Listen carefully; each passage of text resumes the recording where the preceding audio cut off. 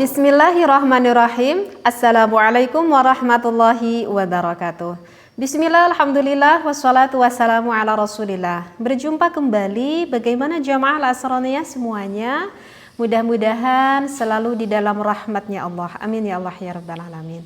Tak terasa ya, tinggal menghitung hari, kita sebentar lagi akan berpuasa.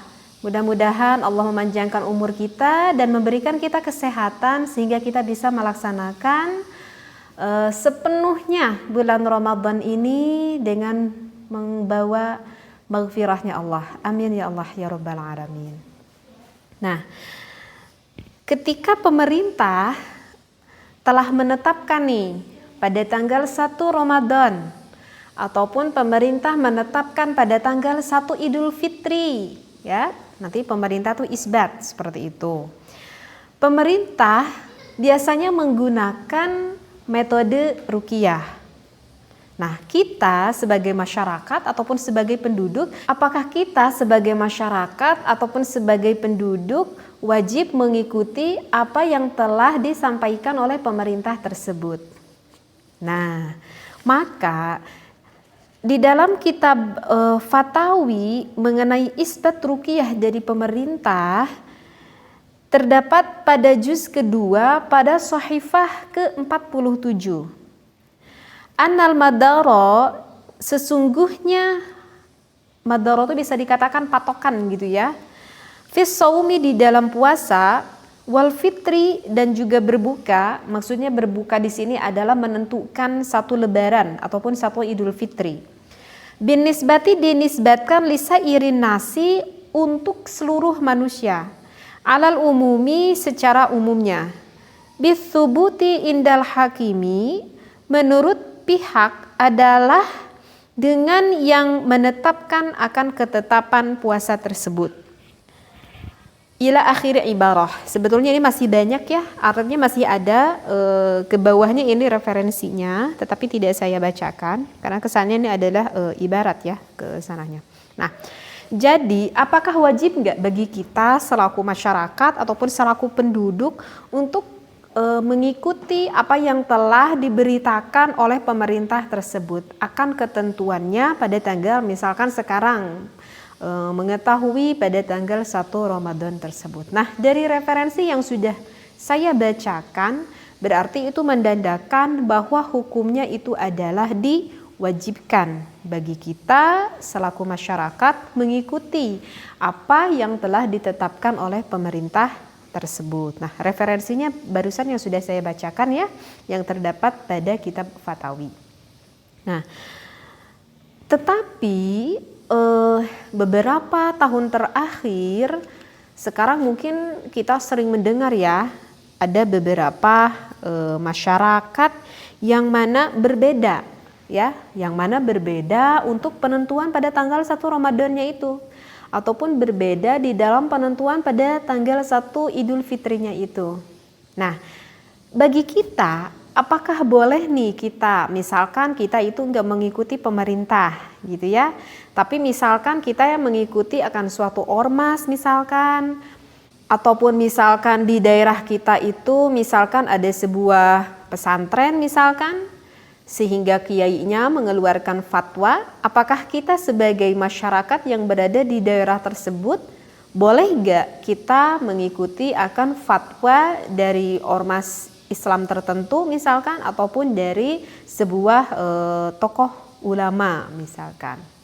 Nah, maka hal itu kalau saya lihat di dalam kitab Bugiyah Mustarsidin, ini juga referensinya cukup panjang juga, tetapi sebelumnya sudah saya mutolaah di dalam kitab ini, jadi langsung akan saya simpulkan di dalam kitab Bugiyah Mustarsidin. Kalau yang punya kitabnya bisa dilihat ya pada halaman ke-18, di sana ada penjelasannya. Nah, maka di dalam kitab itu bisa disimpulkan itu bisa menjadi 3 hukum. Hukum yang pertama, bisa untuk masyarakat boleh hukumnya untuk mengikuti akan tokoh ulama tersebut misalkan. Jika ada asumsi kuat kebenaran informasi tersebut, ya misalkan ya sekitar 50% lah gitu ya. Itu hukumnya adalah boleh. Bisa juga dihukumi wajib, misalkan masyarakatnya tersebut yang mempunyai keyakinan atau cenderung di dalam hatinya itu akan menerima fatwa yang disampaikan oleh kiai tersebut. Seperti itu ya, mungkin sekitar 90%-an gitulah ya, keyakinan terhadap ulama tersebut ataupun tokoh Islam tersebut. Dan bisa saja para jamaah ataupun para masyarakat sekitarnya haram mengikuti akan tokoh ataupun ormas tersebut jika diragukan sekali informasi yang disampaikan oleh tokohnya itu tersebut. Jadi hati kita tuh nggak merasa yakin akan ilmu yang ia dapatkan. Ya misalkan di dalam hati kita cenderung kepercayaannya terhadap tokoh tersebut ya sekitar 20%-an atau 30%-an. Nah maka itu adalah hukumnya haram. Nah seperti itu. Jadi di dalam kitab Bugiyah itu jadi terbagi menjadi 3 hukum, bisa dihukumi boleh, bisa dihukumi haram, bisa dihukumi wajib. Nah saya ini kurang paham nih Teh akan penjelasan di dalam kitab Bugiyah tersebut. Jadi kesimpulannya, jika kita selaku masyarakat yang berada di daerah tersebut, misalkan ada seorang kiai lah gitu ya, ataupun ada tokoh ulama, ataupun misalkan tokoh ormas misalkan, seperti itu ya.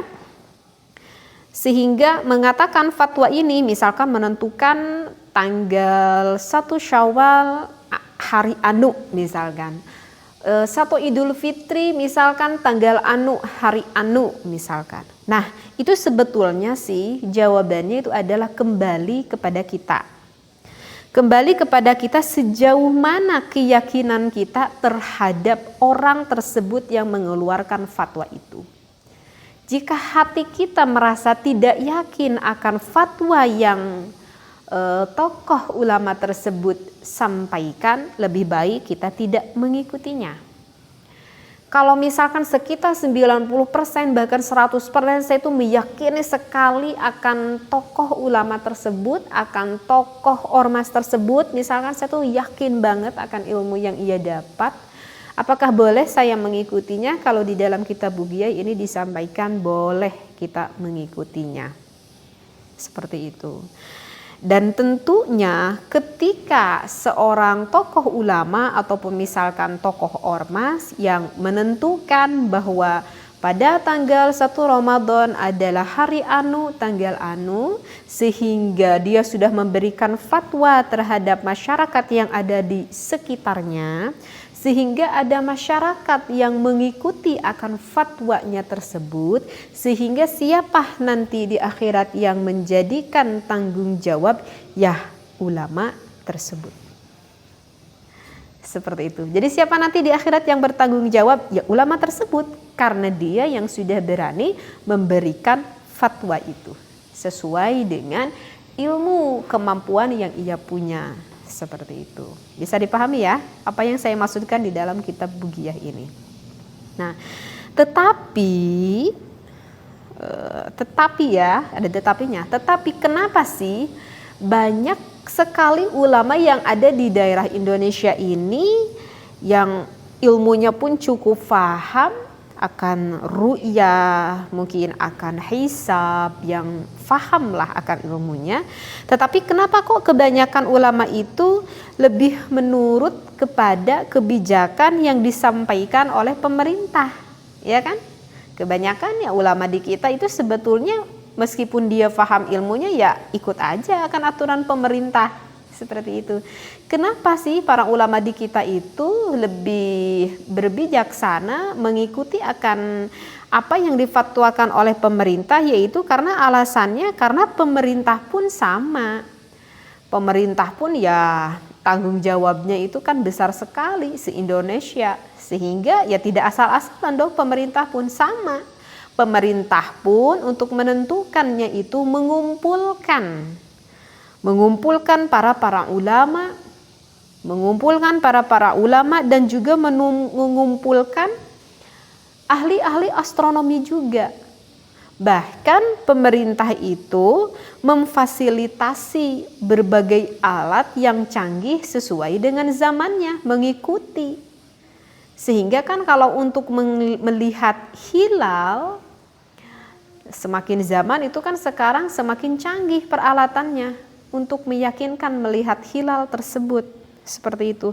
Sehingga para ulama di kita pun ya untuk apa repot-repot, sudah saja mengikuti mengikuti para ulama, para astronomi yang dilengkapi dengan alat yang cukup sangat canggih sesuai dengan zaman sekarang. Ya kata ulama, kenapa kita repot-repot, ya kita ikuti aja pemerintah, seperti itu.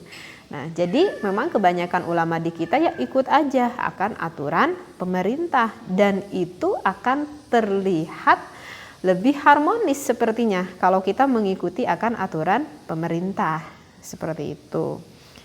Ya.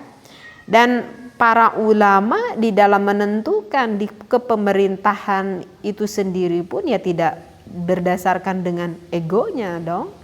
Para ulama dengan para ahli astronomi dengan hasil langsung dari alat tersebut, sehingga menghasilkan ataupun memusyawarahkan dari hasil musyawarahnya tersebut, sehingga misalkan menetapkan 1 Ramadan tanggal anu hari anu besok kita berpuasa gitu kan ya, seperti itu. Dan kita biasanya sekarang kan udah canggih, berbeda dengan yang mengarang ini kitab, dulu belum ada televisi gitu ya, belum ada televisi, sehingga kenapa ibaratnya saya enggak baca, karena memang enggak sesuai dengan zaman kita.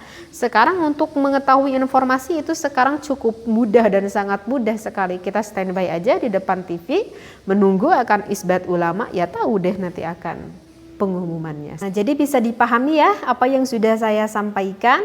Rujukannya yang saya bacakan tersebut ada di dalam kitab Fatawi dan juga ada di dalam kitab Bugiyah Mustarsidin pada halaman ke-18. Mudah-mudahan apa yang saya disampaikan bisa difahami oleh para pendengar semuanya. Dan jika ada yang masih belum paham, bisa ditulis saja ya di kolom komentar. Wallahu a'lam, wabillahi taufiq wal hidayah. Wassalamualaikum warahmatullahi wabarakatuh.